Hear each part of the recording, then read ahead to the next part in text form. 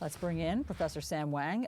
He's the director for the Princeton Electoral Innovation Lab. Professor, thanks so much for being here. I don't have to tell you, there's all sorts of troubling things happening at the state and local level where former President Trump's cronies who believe the big election lie are being installed into important election positions. So is President Biden making this speech today too late?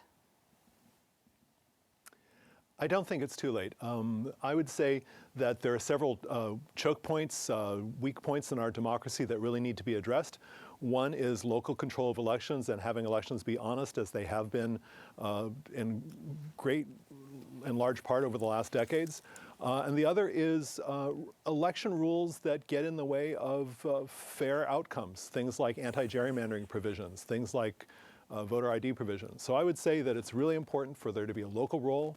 Citizens can do that by joining their election boards, and a national role for the Department of Justice and for federal laws to protect democracy. So it would have been great to have these protections in place a few years ago, but it is not too late, and it's very important to pass these voting rights acts as President Biden is advocating.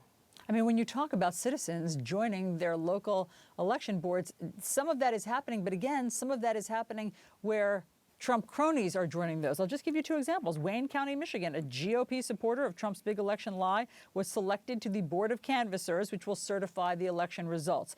Genesee County, Michigan, a 13-year veteran of the county canvassing board lost her seat because she said there was no evidence of widespread fraud. And so what can stop those things?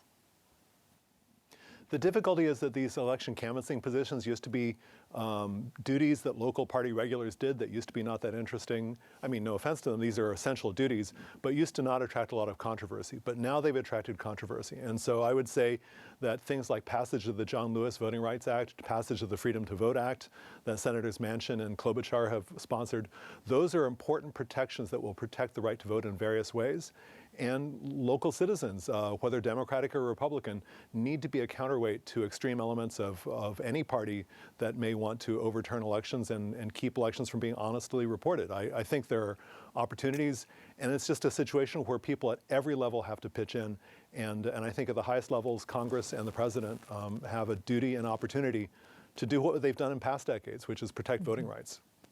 It's interesting that those two examples that I just gave you are from Michigan, because you say that Michigan is like this shining star in terms of the laws that it has passed against gerrymandering. Gerrymandering is a big problem because it makes these super entrenched districts that are not competitive. So what did Michigan do right that could serve as a model?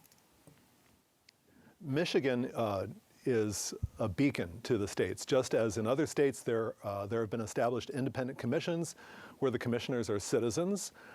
They are selected from applicants taken from the population, Democrats, Republicans, and independents. And at our site at gerrymander.princeton.edu, we did a deep dive into the mechanism there, and we found that having an independent commission where independents, Democrats, and Republicans had to come together, where there was public input, and where the final authority was not in legislators, but in fact in the people themselves. These were key steps. And about half of states have the possibility of having a voter initiative to allow such a thing to occur. And I would say that the grades that we gave at the gerrymandering project at Princeton, those grades that we gave to those plans were A's, maybe a couple of B's here and there. But the outcome as measured by quantitative metrics illustrate that Michigan has succeeded in drawing fairer maps that in all likelihood will reflect the will of voters in the decade to come. Everyone should check out your website to see exactly how it was done and, again, your grades. Sam Wang, founder of the Princeton Election Consortium, thanks so much. Thank you.